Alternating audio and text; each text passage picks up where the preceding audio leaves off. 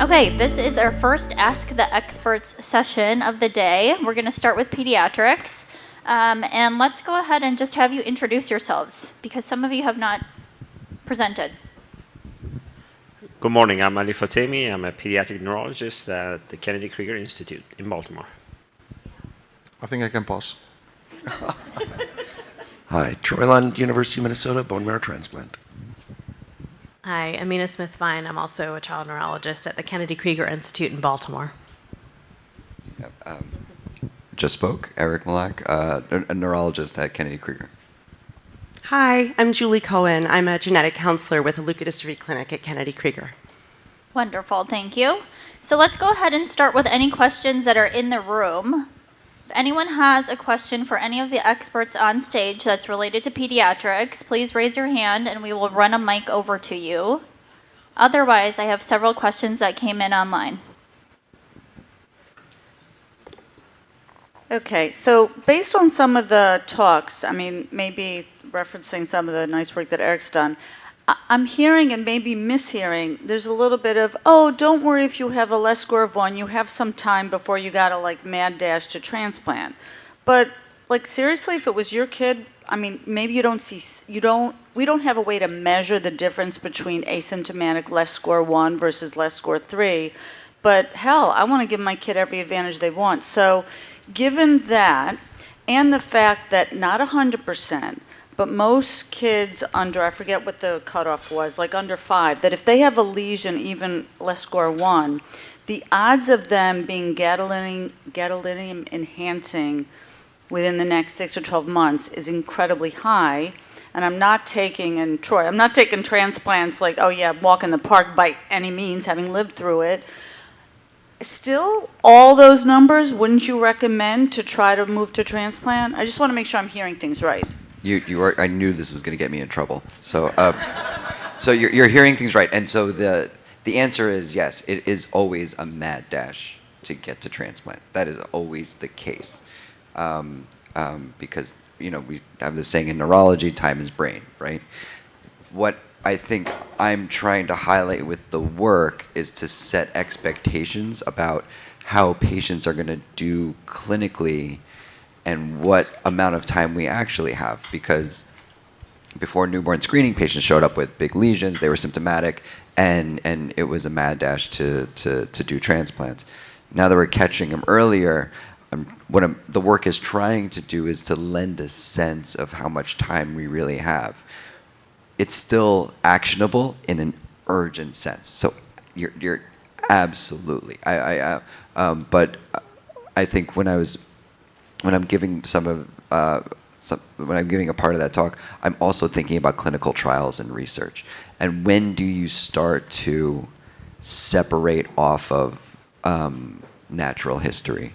And so it tells us that we really have to follow patients for 2 years plus, especially if you're going to treat patients really early, to see if they're deviating from natural history.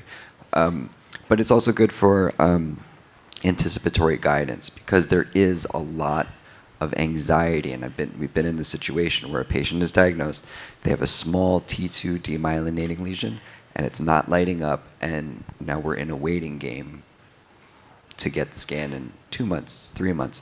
You repeat the scan, it's still not gadolinium enhancing, and it's maybe a little bit bigger.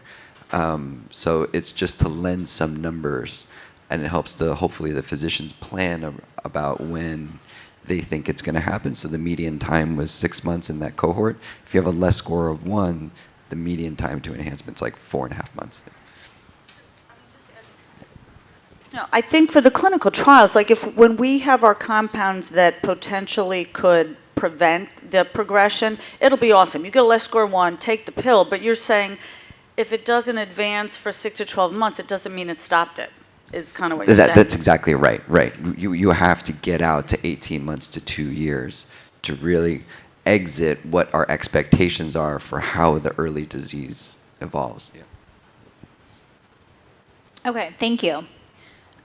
I'm going to take a question from online because I'm not seeing any hands raised. Unfortunately, Dr. Eichler had to leave, but there's a question that I think is important to clarify. So hoping, Troy, perhaps you can take this one. It's a clarifying question. It says, did Dr. Eichler say that 5 out of 6 study participants developed cancer? And I think we need to clarify this. Yeah, no, the number was 7 out of 67. So not roughly about 10%. Correct, Vinod? Yeah. Just to clarify, I think he was saying of those that got cancer, how many were resolved with a treatment? That's what Right. They all went through second transplant. All have survived except for one. Thank you. Any other questions in the room? Hi, everyone. First off, I want to say thank you to KKI. I am Kingdom's mom. You all did an interpretation on his first MRI not too long ago, a few months ago. So thank you all for taking that opportunity to do that. My question basically is for newborns, how quickly do you recommend us to go to an expert? Because I know Dr. Malik was saying how fast, well, how some providers may miss the reading. How quickly or how fast should newborn moms kind of try to connect to you all? Because I know sometimes logistically it's not possible. So if some guidance around that could be kind of where I'm kind of nervous, but okay. Thank you.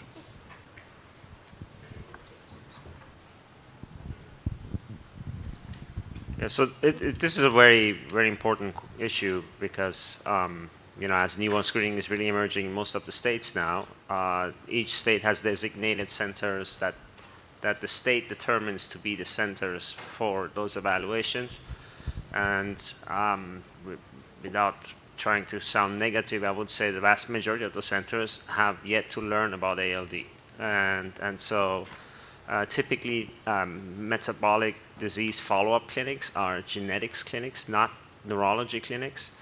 And most geneticists tend not to review MRIs. And especially the MRIs of very young children with a developing brain, so it can become a major challenge if you sort of task them and the radiologist to try to do the interpretation. The kids look usually perfectly normal, and so it is not like that you need to do a neurological exam by an expert ALD neurologist. There's nothing there. The kids look perfectly fine, as we all know, right? So it's just really imaging review and making sure that the guidelines that we've published are followed.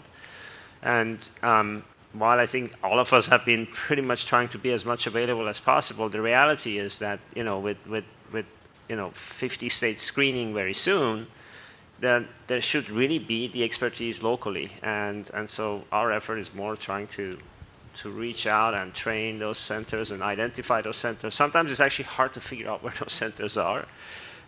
In some states, the centers are not the same places as the ALD expert centers, so we have centers within states that have the ALD experts, but that's not where the kids are sent to after newborn screening. So that's a working process that has to be worked out with the individual states and so on, and the state newborn screening labs. The bigger states, most of the newborn screening labs are like people that are actually knowing us as well, and they touch base with us, like Dr. Orsini, for example, in New York. Everybody knows him. He knows all the ALD field and so on. So it's an evolving process. But I'm just giving you a long answer that's not answering your question.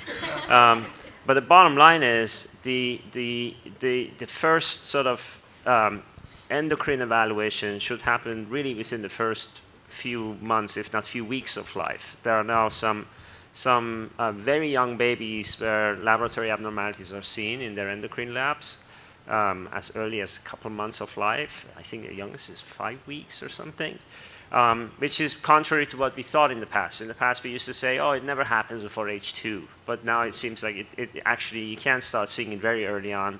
And so definitely getting an endocrine evaluation very early on is important, and that can be any pediatric endocrinologist. There is nothing on the adrenal dysfunction in ALD that is different than other sort of pediatric endocrine diseases. So that's really critical. In terms of neurologic exam, again, I think there's nothing there. So one better way maybe to solve this is to have a local neurologist that starts following you every year just to make sure the development is fine and the MRI start happening. And then if the real thing is looking at that MRI carefully, because those tiny lesions that Dr. Malik shows you, many times they're missed. And then on the other hand, because the brain is developing, many times when you do these MRIs in the developing brain and you see subtle signal, what we call elevations, like T2 hyperintensities, that are actually normal as part of the age, as part of the developing brain. And so they are often misinterpreted as ALD lesions. So we have seen it both ways. Either early real lesions are missed, or the normal developing brain is misinterpreted as an ALD brain. And so I think for that to improve, that's going to take a long time because it is a rare disease, and I'm not sure if this is really going to become ever normal. So we all have been sort of remained continuously available to review MRIs. Ideally, we'll be a doctor-to-doctor communication, so you don't even have to worry about it. So you tell your doctor, hey, there's this guy, in Boston, and send him out to Boston. So and he will review your MRI, and again, all of us, I think, are happy to do so. But I don't want to take all the answers. You actually did take all the answers. Okay, sorry. All right, let's. Yes, thank you. So Dr. Kemp and maybe Julie, do you know if anything is being done at these screening companies to notify people proactively when a VUS has been reclassified as pathogenic? So for the most part, no. The clinical labs are not notifying patients directly. If a variant is reclassified, some labs will issue an updated genetic test report to the clinician. So I'll get those, and then we reach out to the patients. But a lot of variants are just going to stay in VUS land for a while until we get enough data, until more is published. There's a lot of efforts around this. I mean, what Stefan is doing is incredible. There's also efforts through an organization called ClinGen, Variant Curation Expert Panel, that will, in a much more systematic and ALD-specific way, be classifying variants. So this is going to take time. So it was a long answer to say that no, for the most part, labs are not going to proactively notify you unless it's officially the classification changed. So a lot of, so we as experts, we really try to get back to the labs with this additional information about biochemistry, about how a variant tracks in the family. I've been known to get into heated discussions with genetic testing labs and convincing them, yes, this is pathogenic or this is a VUS. But yeah, it's a huge challenge, as Stefan said, and if he wants to add in. No, I don't have to add much. What happens, happened a few times, is that I'm approached by a family. They says, hey, how can I have a VUS when the ABCD1 variant registry says 20 patients were identified? I said, yeah, then I can say, yeah, this is not a VUS anymore. This is a pathogenic. So then we do it that way. But then there's no circling back to the to ClinVar or the company. Yeah. So a challenge. So an advantage of what Stefan is doing is that it has this detailed clinical and biochemistry and family history information. So that's why he and his team and his database is much better at classifying variants and saying, yes, this is causing disease. Yep. No, this is not causing disease. The laboratories, they don't have that information.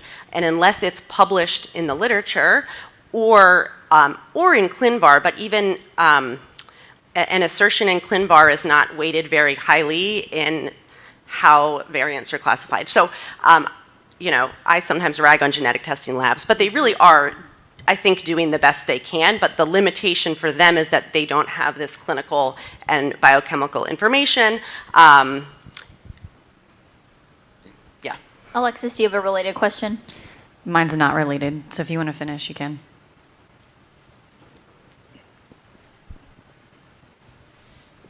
Hi, thank you. I just wanted to know, in terms of the variant database that's online, how does that get updated and how frequently does it get updated?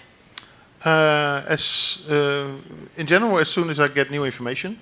So I do scan PubMed, the literature.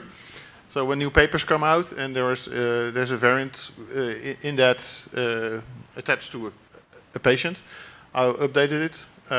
When Troy or Eric or Mark send me an email, hey, I have an ALD patient with this and this variant, and we know the fatty acids are elevated. For me, that information is enough because I know them. So then I add it.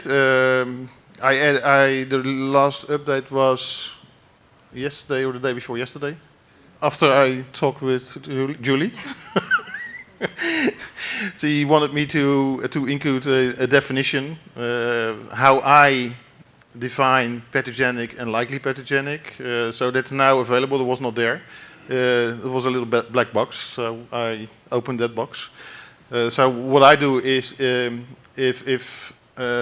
same route. If Eric or Troy or Mark says, hey, I have a patient with ALD and this variant, and we've never seen it before. I call it likely pathogenic. Not that I don't trust them, but there's always a chance that something was missed in the screening. But then if another doctor emails me and says, hey, I have a patient and it's the same variant, then I have two independent sources, what's also used in journalism, then it becomes pathogenic. The official rules are that you need many more.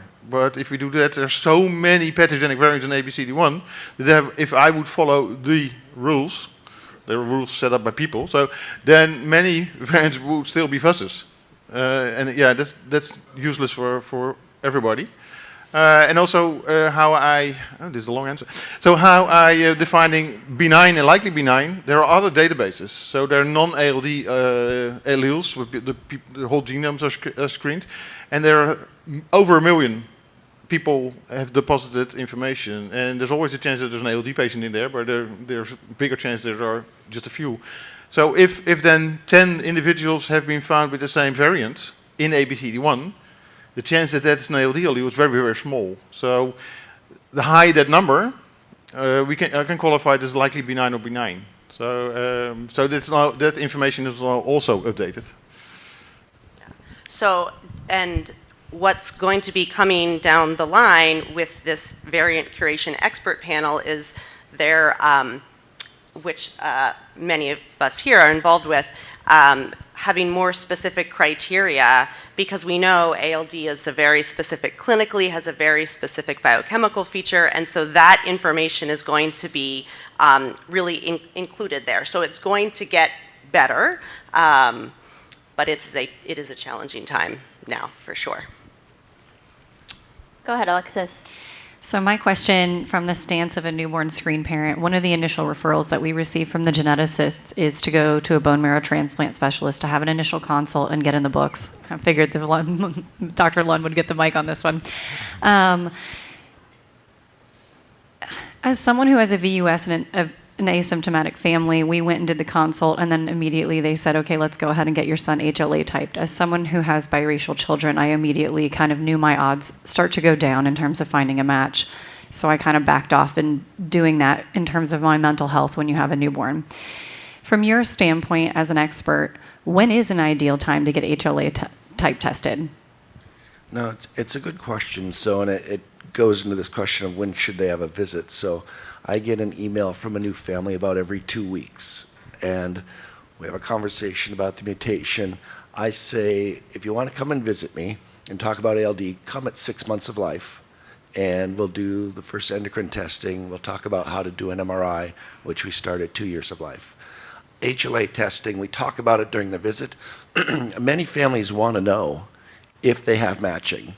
And so most of the time they're asking for the testing at 6 months of life because they want to know what's in the registry. They want to know what the odds of a match are in terms of unrelated donors and cord blood donors. And so we do it as early as they want to know. And so it's all covered by insurance. So at that initial visit, we often do it. And then we know what's available for the future for that family. As a follow-up question to that, if for some reason there is a match and you have an asymptomatic child, do they hold that? How does that process work? There's no true holding. The donors can be identified at a preliminary schedule or preliminary method, but they're just on the registry. The donors aren't contacted. The cord bloods, there are so many of them. There's probably over 1 million now in the freezers around the world. They're likely not going to be used for anybody else just statistically, and so they're generally always available. So you don't have to hold them. We have another one over here, Kelly. I can't see you all. I need to move to a spot where I can see you. Hi, thank you for all of your work. So grateful for what you do for this community. I'm Christy. I'm the mom of a boy who's 4, asymptomatic, and a girl who's 7 and has ALD. My question is about girls. Given the standard of care is very clear for boys with the newborn screen. 46 states in the U.S. are now screening for ALD, thanks to the work of Elisa Seeger and Miranda at ALD Alliance and so many others in this room. My question is, as newborn screen comes up for families who have girls, can you talk through the next steps for those families? What do they do? Who do they contact? Knowing that there's a potential ripple effect in the family. Julie? Oh, hey, hi, can't see you. So the question is what to do when a female baby is identified and she's there's not really anything medically you're going to do in childhood, but what are the next steps, like working through the family? Right. Yeah, so it's super important, as we know, and it can be like a a Christmas tree lighting up. You have one baby identified, and then bing, bing, bing, bing, bing all over. So, but that family testing is super important, and that's an important role for genetic counselors. So I definitely encourage families to get in touch with a genetic counselor who can help facilitate all of that testing in family members. Did that answer your question? Yeah, I think I really want to hear, that you're not, or that you would not recommend that doctors don't worry about it until childbirthing age or something like that. No. Yeah, No. and I know so many women in this community, have symptoms starting at a variety of ages, starting from early 20s, and so. Just want, clear. Yeah. I'm thinking, I work with Dr. Eichler too, and we see a lot of newborn screen girls come to the clinic, and I'm just wondering, what are the steps? I'm thinking of the virtual audience too. What are the next steps for families with baby girls? Yeah, I think we use that as an opportunity to talk to the parents and the family and start educating them, even though we're not going to do anything for that baby girl in the near future. But it's a conversation starter. Yeah. Yeah. It's an extremely important question. I have to admit, I don't think we have really clear guidelines, out there that are consensus-based guidelines.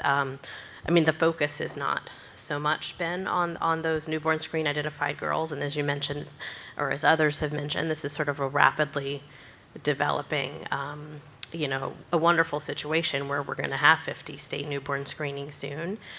I think, like Julie said, the education is so important. Certainly when that girl is identified, like she said, there's the ripple effect amongst the family, and each family member will have to make their own important decision on how much information they want to know, right? If they want follow-up testing for themselves, for their children. I don't have great advice because it's so individual, and it's going to be the family, the child, any physician that's involved in deciding, first of all, when to let the child know, or do you wait until they're a teenager? Do you wait until they kind of really have the ability to process and understand the implication of all of that? I think there is some merit in waiting. But yeah, arming yourself with education, being aware of the symptoms that women experience. Most most women are not going to have necessarily clear symptoms. I mean, this is on the whole, until maybe their 30s or 40s. But like you said, there are certainly those examples of very, very young women just emerging into adulthood. And so that they would know what to look for, signs of spinal cord changes in their own bodies, and have a way to connect back to a neurologist pretty quickly for that. And I think it also just, in pediatrics, we in general think about that transition from pediatric care, right, where it's the parent's responsibility and we're taking care of things, we're making the appointments. But I think especially with girls who were positive, that transition is especially important, right, that they have a network and that they have a physician that they can trust. Right, just to make clear, because I've been asked this a couple of times, like, we're not recommending routine MRI screening of the brain or the spinal cord or anything like that for women. We're at this point just following any symptoms that emerge and trying to address that as neurologists. Yep. Sure. Do you have a related question? Yeah, it's a related question. Thank you. So just in terms of, tracking girls over time and as they get into young adulthood and teen years, and what is the kind of guidance, or is there any guidance, and have there been any, trials looking at like, walking tests and things like that to track symptomology of girls so that we have a better sense of, what the symptoms even are and when they really have onset? Because it seems like there just isn't a lot of focus on it. So it's hard to say, is it that they don't completely develop, or when do they develop? And then just kind of a second part of that related question too. In terms of when a sibling is identified, a male sibling, via screening in some states, there might be an older sibling who wasn't tested just because of, when the newborn screening started. Some families are finding that it's hard to get those girls tested because, even though there's newborn screening, a lot of providers won't do testing on girls that are, already born and missed newborn screening. But as a parent, you really might want to know, before the age of 18. So do you know of any centers where they do test girls under 18 with obviously the parents' decision? Do you want to talk about the testing, and then I can talk about natural history? Yes, sure. I'm glad I sat up here today. So the question of when should a woman, a baby girl, a young girl be tested, nothing magical happens at 18 that suddenly that person is able to make a decision. So the old school of thought, which is where you don't do carrier testing or genetic testing in somebody before they're 18, that's just no basis for that. So our center, I feel like we're going to get a lot of calls now. We take the approach of that it's really individualized to each family, and we don't encourage genetic testing of very young girls, but we do encourage having these conversations in an age-appropriate way as the girls get older. And when they are asking questions, to answer them as a parent, but then you can bring them to us. And so I've met with, 12-year-old girls, 13, 14-year-old girls who are learning about the risk in the family, and they're really thinking about getting tested. And my approach and of the docs that I work with is that if that young woman can express really an understanding of what that result would mean, and can express why it would be important to her to know at that time, and with her parents' support, yes, we will do her carrier testing. Referrals to come. Okay. For the second question, so when we talk about there are really important questions about how the disease progresses in women, and sort of we know that it tends to be skewed towards an older age where some of the walking and balance symptoms are more evident, but it's super variable and it can be unpredictable, and there's not any information that you can lean on depending on how family members have done or what the specific variant is. I will say that, like, from our experience at Kennedy Krieger Institute, we do have protocols where we're doing walking and balance testing with wearable technology, for instance, or in the motion lab where we're trying to see people every 6 months or every year, in the clinic or at home. And we are trying to track that with women. We've been doing it over the last several years, and certainly we have colleagues at other institutions. Mark England, who's here, his group, his clinical group in Amsterdam does this as well. In terms of, I can tell you that it's usually the adult women that we see in clinic who are signing up, most usually over the age of 18, but often like over 30. But our protocols allow for younger women and girls. I think it's a gap in knowledge, and it's something that we could think about, making a more targeted campaign to include, because we don't know much at all about subtle possible changes in earlier development for girls. Yeah. Okay, we have several questions on that side of the room. Aaron? Thank you. A direct follow-up to what you just shared. So there are several women in my family who are symptomatic females with ALD and pre-symptomatic females with ALD, including my sister and my daughter. Last year in Houston, I recall one of the doctors, and I'm not sure who it was, saying that there might be some benefit to a female with ALD receiving like a baseline MRI. Certainly not to get repeated MRIs every year, but at some point, so that as she develops symptoms, that there may be something to compare to. I was wondering if that's something that's recommended, at 20, at 30, at like a pre-symptomatic stage or something else. Okay, let's answer this one, but this is probably an adult question, so let's take this one and then flip back to peds. I won't speak. I won't speak for everybody, but I don't know that that's helpful to have a baseline MRI. You think so? What? I think the only so just to clarify, we definitely have clear messaging about this. Yeah. So Aaron, what was mentioned last year was that when you have a symptomatic female presenting into a clinic, right, and has neurological signs, there are pretty stereotyped signs in ALD that we can say, this is 99% ALD, right? But part of the issue is that sometimes people come and they have relatively vague symptoms, right? If it's back pain or headache. And so there is always the idea that there could be other diseases there. So if somebody has neurological symptoms, depending on their symptoms, it may well make sense to actually get an MRI to rule out other type of pathologies. But it doesn't make sense to say, well, let's take an asymptomatic person, say whether they're 20 or 30 or 10, to just get an MRI, because that would be just screening for things that we would screen in the general population. And just as a reminder, if you go, and these studies have been done, if you take 100 people and you do an MRI and 100 completely normal people, or whatever we define as normal, meaning at that time in their life are not known to have a disorder, right? You will find about 5% of them will have abnormalities. We call them incidental findings. They can be cysts, they can be aneurysms, they can be all kinds of things that we can see. But so there's always a risk of when you just scan somebody completely normally that you might find things that you didn't want, and then you're stuck kind of with that. So anything else to add?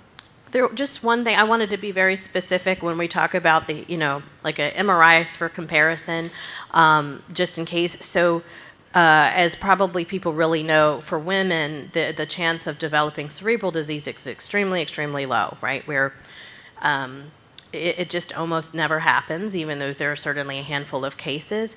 When there are changes that are experienced as part of AMN, just to be 100% clear, that's coming from the spinal cord, and we know that those changes happen. It's not going to direct a change in our management.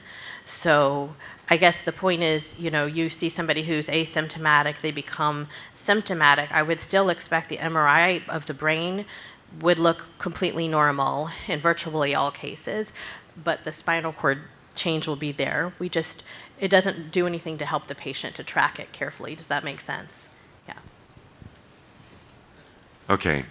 Question about genetics, and that's relevant for pediatrics and adults. But resilience genes, should we learn more about resilience genes? So some background. I'm enrolled in a study at Stanford called IPOP, longitudinal personalized omics profile run by Mike Snyder, who's the chair of genetics at Stanford. And they did a full sequencing of me, and they said, you have ABCD1 variant, which is pathogenic, but you also have 2 known resilience genes that probably explain your late onset, mild phenotype, and slow progression. And so I think it's interesting because, you know, they are variants of unknown significance, but they're also polygenic factors that we probably should learn more about. What do you think? Who wants to take that? Dr. Kemp?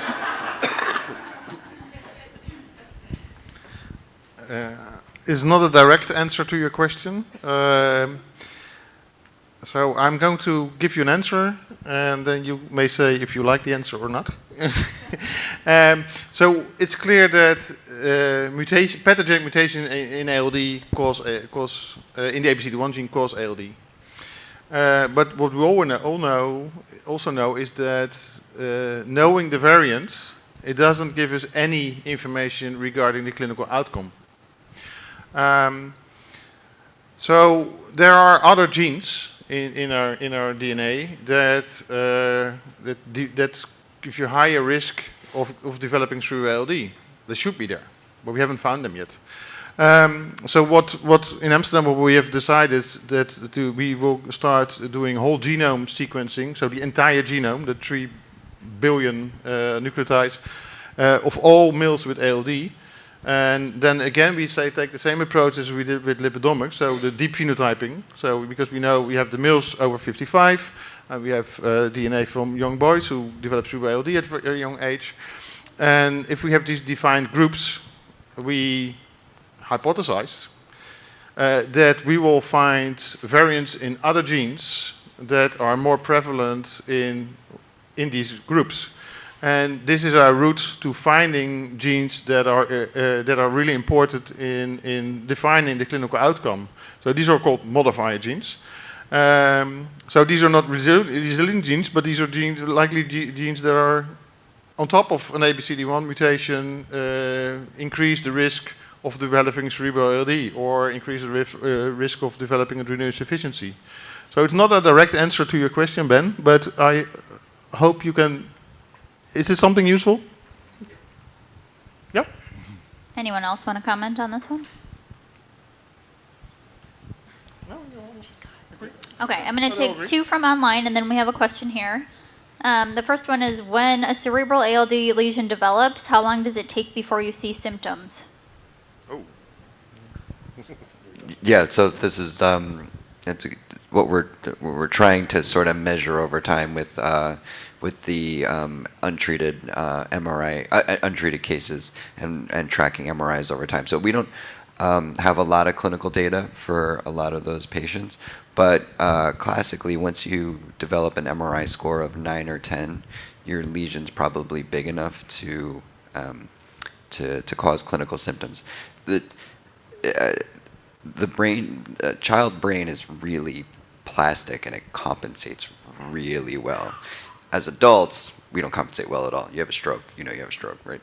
For children, they're highly plastic and can really compensate for a lot of disease. We see this in cancer as well. But usually it's an MRI score of 9 or above. But what I postulated in the talk is, if you go from a 1 to a 9, I think that certainly takes over a year, and then some estimation of maybe up to 2. But this is where I know when I kind of give this data, it gets me into trouble. But I don't know, Troy, do you want to talk a little bit about your experience? Yeah, we have just some numbers. So we looked at, it's unpublished, but we looked at the last 70 patients with a LES score of 10 or higher. All of them had symptoms except for 2. So that's kind of the number I use, is a LES score of 10, whatever time it gets there. Okay, thank you. Next question is, what is known about boys who were transplanted in the 1990s? About 40 years old now. Do those who are still alive have any symptoms of AMN, and can they develop AMN? Do you want to give the microphone to Mark? Yeah, Mark.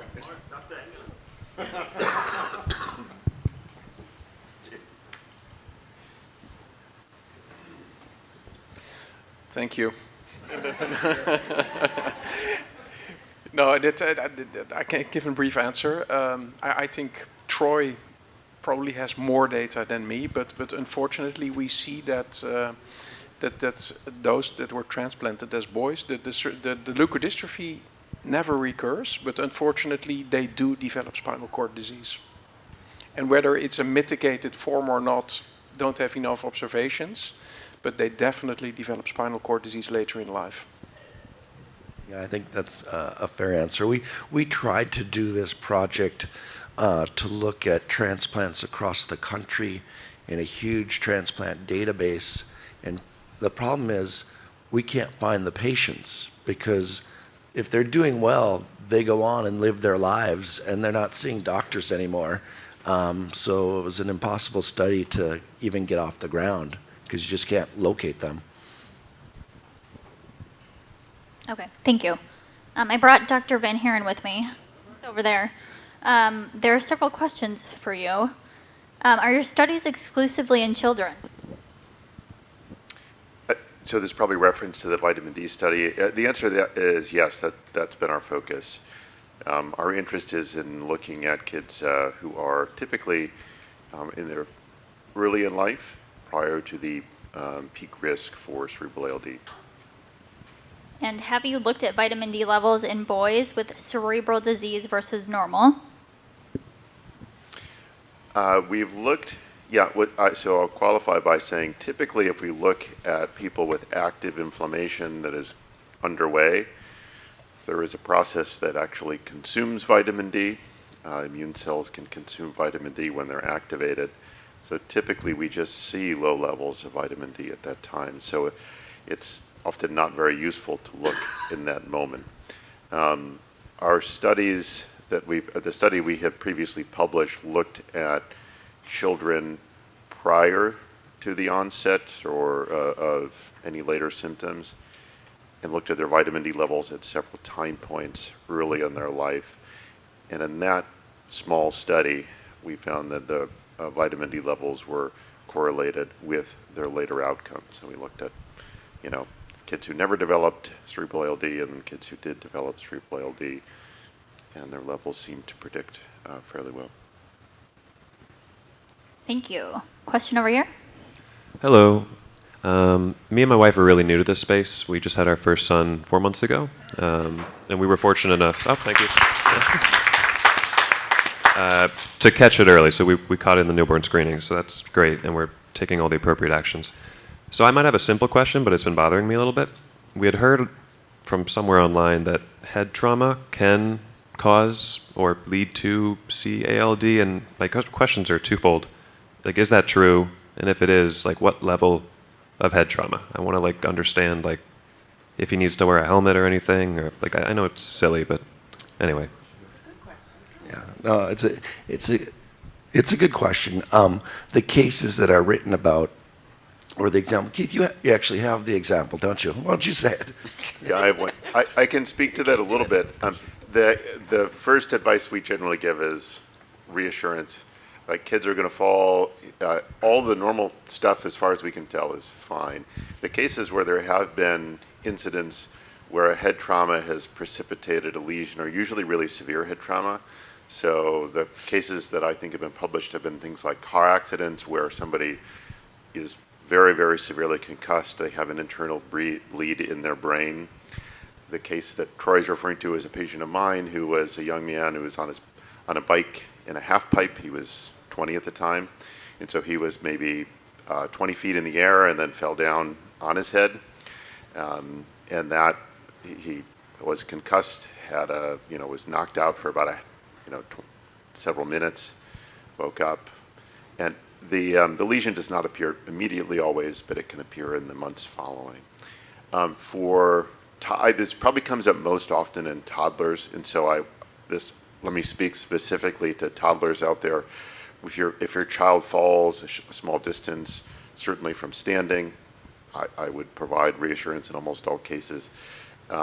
But if you're really concerned, I would say anytime you're so concerned about your toddler that you think, do we need to go to the emergency room, period, with or without ALD, that's an instance where you might talk to your neurologist about what happened.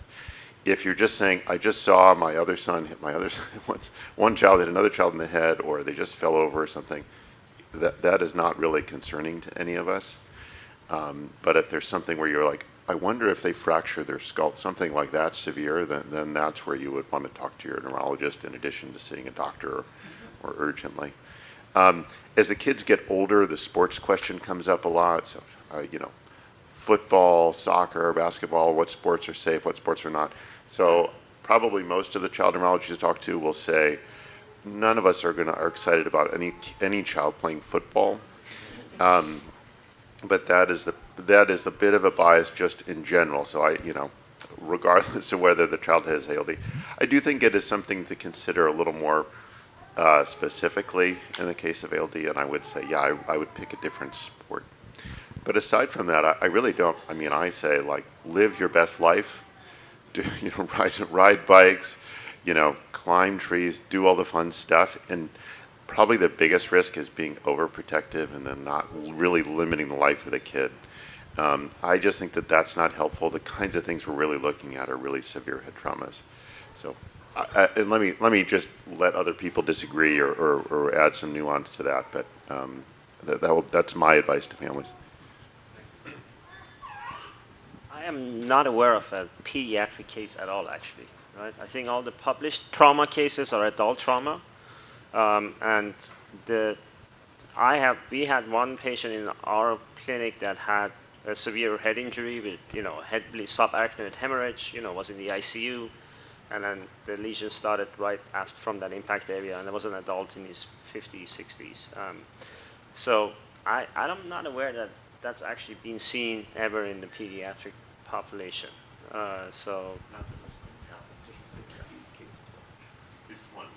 20, right? But not like a toddler or a school-age child. I don't think that's out there. Not that it couldn't happen, but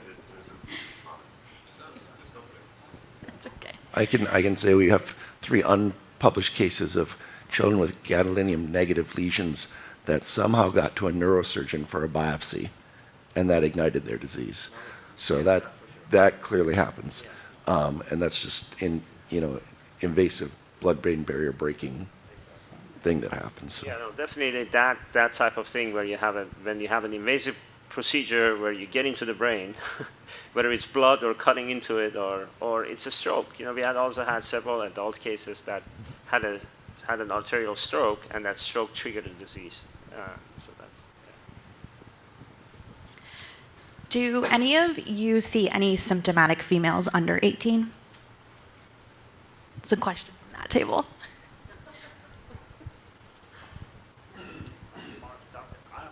Yeah, I haven't seen anybody under the age of 18. No. So I think per the international consensus guidelines, the monitoring starts at 18 or the first visit. Is that correct? For women? Yeah, thank you. No, I don't think that we actually recommend monitoring for women only if there are specific complaints that might be ALD related. Yeah. Okay, thank you for clarifying. I have just a follow-up question on MRI monitoring. It's good to know that, patients can send, or their physicians can forward their scans to be evaluated by an expert center, and comes up a lot in our newborn screening group. Is it better for people to come in and actually get the scan at the expert center, or is there a value to consistency in getting it done on your home MRI? Or do you guys have like magic MRIs that see more, do better? This is really a question because people want to know, am I doing my child a disservice by not going into a major ALD academic center? Anyone want to talk about your magic MRI? So I don't know that it's it's a question of better or worse. It's just that the circumstances and the details that you get for doing it home locally versus with a center, they sort of differ. So we take care of patients who are far away from Kennedy Krieger, and as it was stated earlier, we want people living their best lives and going out. So if it makes sense for them to just get their scan closer to home so they can kind of get in and get out, and they ship it over to us digitally, we can review it. The issue then is we don't know what magnet strength that scanner is, so we can't account for the quality. And you know, and the worst case scenario is, look, you got the scan, and we can't make heads or tails of it because there's artifact and things like that. So versus like having patients come in, we can at least account for the quality, because most of us probably wrote our own protocols for our MRI scanner. But we realize it's onerous. It's really hard to do, especially in that 2 to really even 5, 6, 7-year-old time frame when patients are getting sedated. For the sedated scans, I think we would probably hope that it would be done with our center, or a center where you work, because you don't want to have to do it twice. So there's sort of pros and cons to doing both. You know, we want to maximize people's quality of life and sort of be out there in the world. But if it becomes technical and difficult, and we can't account for the sequences that are being done, I usually recommend that at least early on you come and have it done with us. There's also a medical legal aspect. You're not actually a patient until you have a visit in clinic. And so from that point, I can review all the scans. But beforehand, it's kind of pro bono work with medical legal implications. I'll only add that the most important thing is you get the scan done. So if you wherever you can do it is okay. So for a lot of families, traveling a long way is really hard, or the insurance doesn't work. And I do not worry. In my mind, everything else is secondary to getting the scan done. The caveat I'll add is sometimes the radiologists they're not yet used to all the things that can be present in ALD, and so they might not know what is an ALD lesion and what is not. But that is, as long as you don't go to transplant with something that is not an ALD lesion, that's the most important thing that we're worried about. That has happened, I think one case that we're aware of, which was a lesson for all of us at the early phase of newborn screening, somebody at a center where they just triaged what was an ordinary delayed myelination spot incorrectly. That's the most common thing we see. But that is easy to resolve. It's just scary when it happens, when you get a read back at a community center and it says there's a possible lesion or something like that, or they give you a less score or something. But that can be quickly fixed. You just need to be prepared that an outside radiologist just understandably may not be familiar with this yet. But as Troy and Eric have said, you can send this scans to your primary ALD doc if you have one, and they can help with that. Hi. When Dr. Malak left New York to come to Kennedy Krieger, the metropolitan New York area was left, despite all its fine hospitals, without an ALD specialist. So this is more in the nature of a plea, a request, than a question. It is my deepest wish that in your training brilliant young doctors and looking for funding, you will keep New York in mind. Thank you. Because there is a leukodystrophy center of excellence at Columbia University. You just want to mention Dr. Gustavo Mengawa, and what's the neurologist's name? Doesn't he have a neurologist too, Gustavo? No, yeah, it's Gustavo and Alejandro and. So what's Alejandro's last name? He's a geneticist. Yeah. It's the name will come to me. We'll get it to you. They're excellent. We'll get it to you. Yeah. I just don't know if they see adults. That's the piece. Gustavo should. Gustavo should, but the neurologist may or may not. But We'll follow up with you. It's also the goal of ALD Connect, and I would say all of us too, is to help community neurologists and geneticists do whatever it is that we're doing. In our view, this is all things that can be done at community centers. So these things can all be done there. They can all be read there. There just are nuances when you get these funny findings on an MRI that maybe you're not sure how to interpret. That's where things come up. But almost any medical center can do these things. There's nothing too magical. They can't do all the research, but they can do the basic care. And that really is one of the goals here, is what we say is democratize access for families wherever you live. And so, and on top of that, we're always, from being in the academic world, we're always just looking to train the next generation. We need our replacements to come, hopefully relatively soon. But the neurologist that works with Gustavo is Jennifer Bain, but she's mostly pediatrics. Okay, we have another question from online. Okay, I will come over there. You can take shortly. it. In your experience, have you seen any patients with a diagnosis of autism spectrum disorder and ALD? If so, how have you been able to identify traits of autism from symptoms of ALD? And have there been any studies done about any childhood ALD and autism? Should I answer that?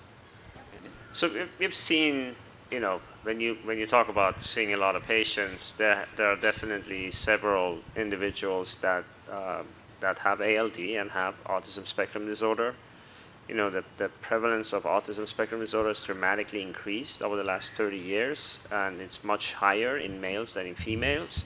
So if you are... we have a request to hold the mic. Oh, yeah, so I was saying the prevalence of autism has dramatically increased over the last 20, 30 years. Some of it is probably because diagnoses are made more frequently, but it seems to be beyond that, and it's disproportionately affecting males. So, when you are a male, you're already more likely to have autism. And so far, I would say that we have not seen it to be at the higher prevalence, although it hasn't been systematically studied, but I would say that it's not at a higher prevalence than in the general population. So yes, you can have autism and ALD, and you can not have ALD and still have autism, and it seems to be the same percentage so far. Having said that, there are several individuals that have had ALD and were first normotypical, and then as a consequence of having cerebral ALD, and these are individuals with cerebral ALD, have developed the symptoms that would fall under the autism spectrum disorder. It's a social communication disorder. So they lose their language, they have behavioral issues, stereotype behaviors, and so on that fulfill those criteria. And so you can develop symptoms that would fall under the category of autism as a consequence of cerebral ALD. And there are individuals who have who have the genetic diagnosis of ALD and have autism, but that's not more prevalent than the general population, as far as we know so far. Does that?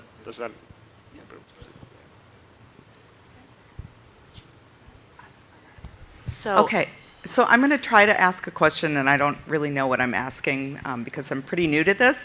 But so my son was diagnosed with Addison's and type 1 diabetes when he was 17, and now has AMN. And so I question whether or not the AMN was actually the cause of the Addison's. And is there testing for youth that show signs of Addison's for AMN or ALD? And then the other thing I want to follow up with, just because my son's really struggling, is that there should be some sort of mental health initiative or directive as soon as there's a diagnosis of AMN or ALD.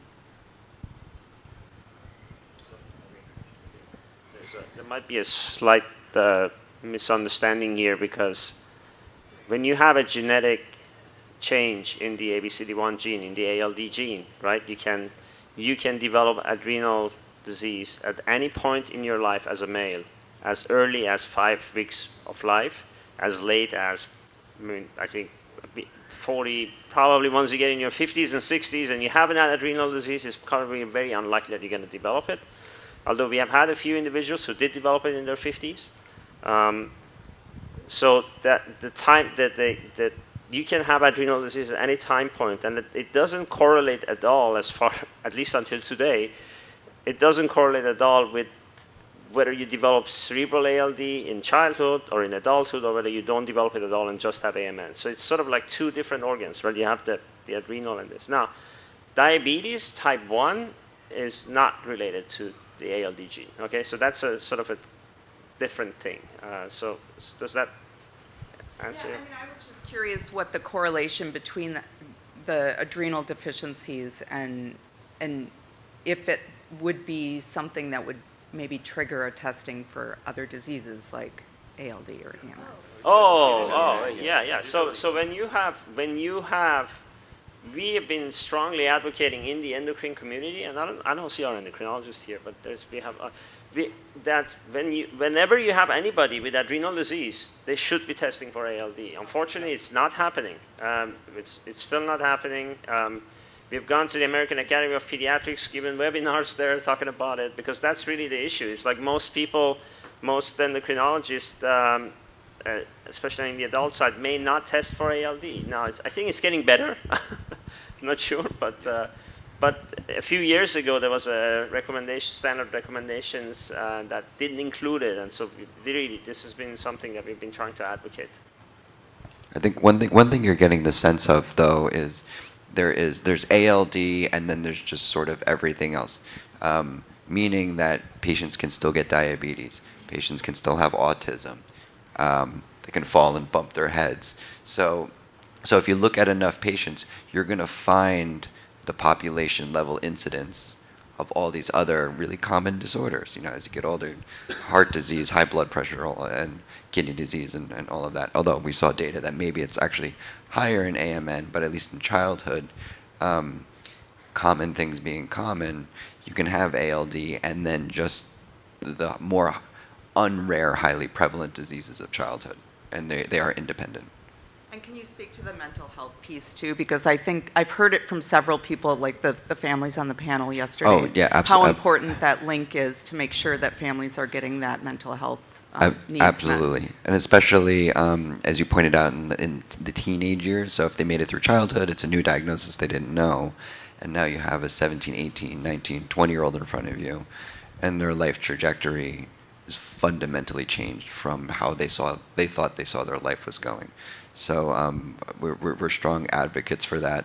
You know, mental health services are sometimes hard to come by in a lot of areas in the United States, but we'll always say, yeah, you should really consider seeing somebody. You can't force people to do it, but I do think it's extraordinarily important because it is a life-changing, life-altering discussion. I mean, in fact, when patients come to our clinic, we always want them to see at the first visit also a social worker for that very reason. And unfortunately, most people say, no, I don't want to see a social worker. So it's a fight. It's almost a fight. So Chris, our clinic coordinator, he has to always argue why we should be seeing. It's like, no, that should be a default. There's nothing wrong with that. You know, I'd love to see a social worker when I see someone. So, yeah. Okay. I have one online, and then there's some over here. When do you think liraglutide might be more widely available as a treatment for boys with cerebral ALD?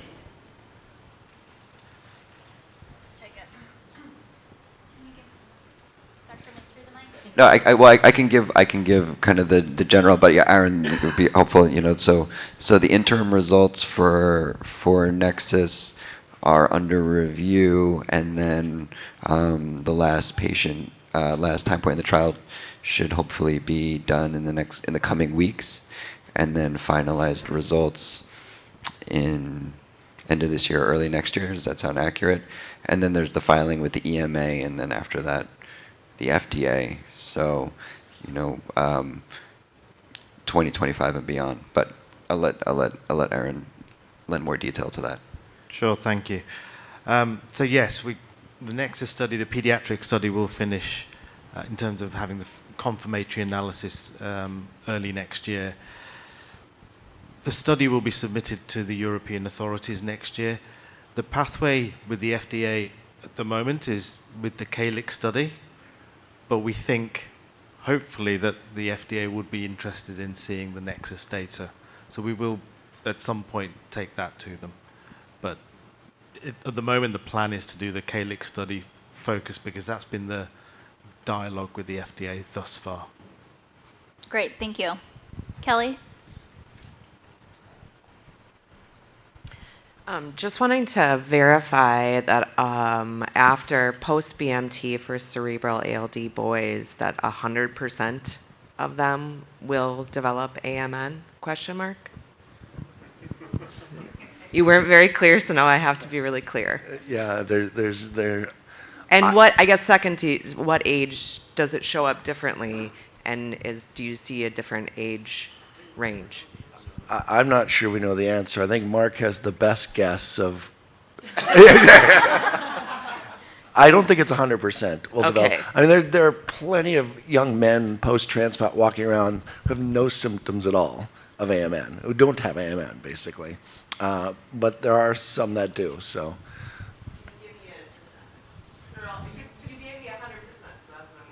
Oh, I didn't say 100%.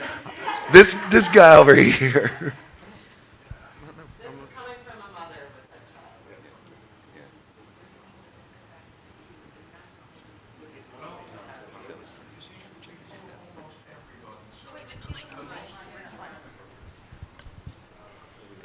Thank you. No, I'm sorry, I can't give you an accurate number. I think we have the loss to follow-up problem is less, but we also have fewer patients. I mean, we're a small country, transplant maybe 1 or 2 a year, so it's a small group. And some of them are still pretty young. So I really couldn't put an accurate number on it, I'm sorry. No.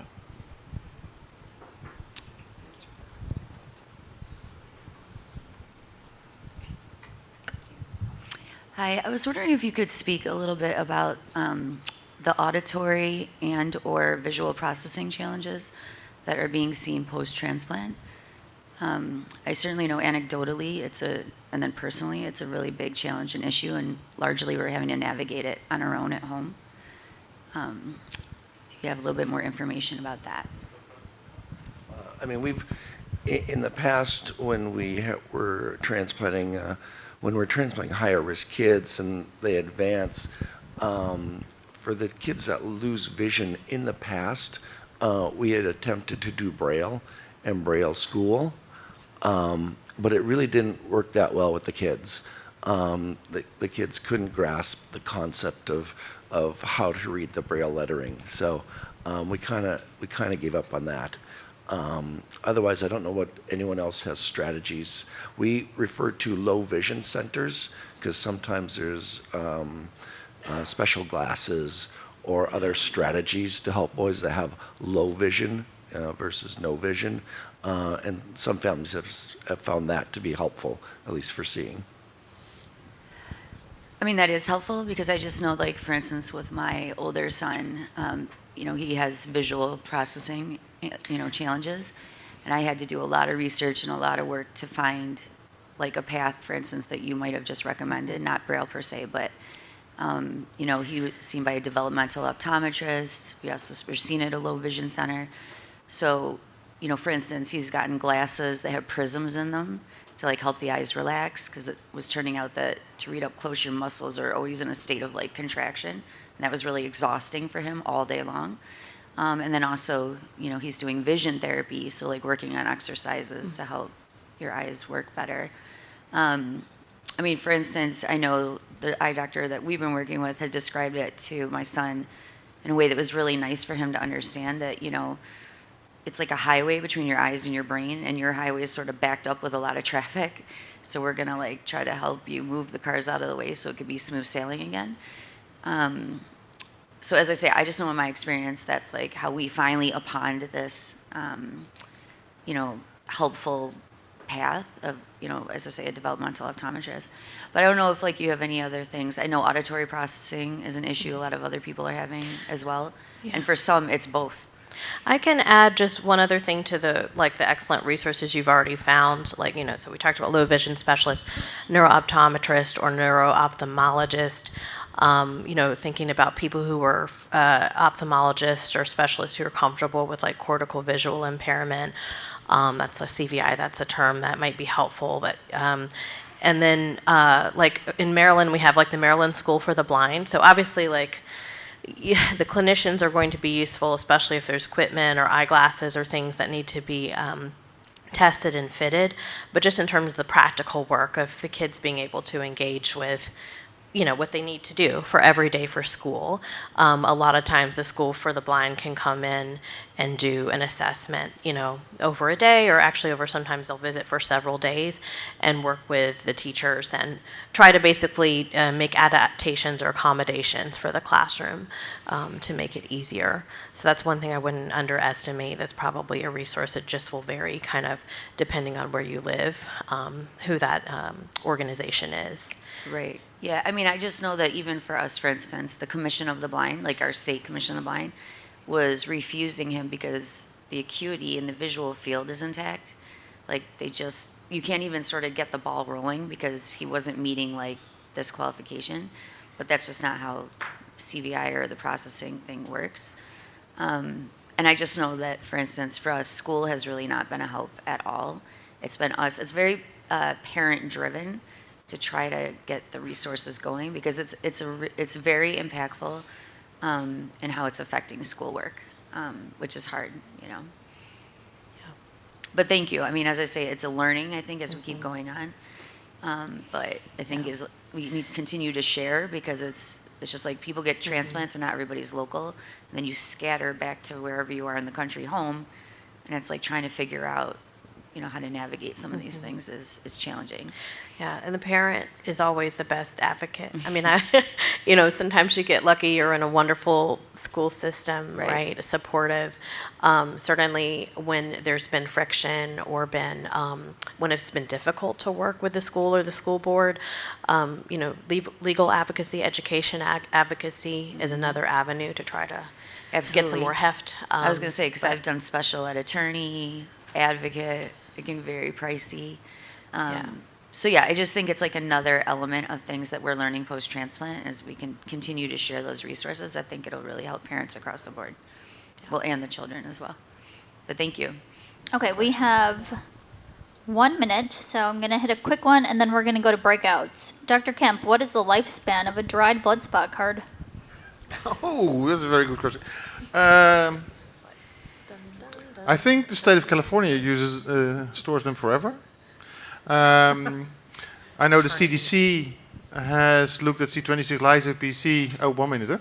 Has looked at C26 lyso-PC in blood spots, and they really did a lot of bad things with them. They left it they put them at warm temperature and then room temperature, or they put them in the freezer, and it didn't really affect the C26 lyso-PC at all.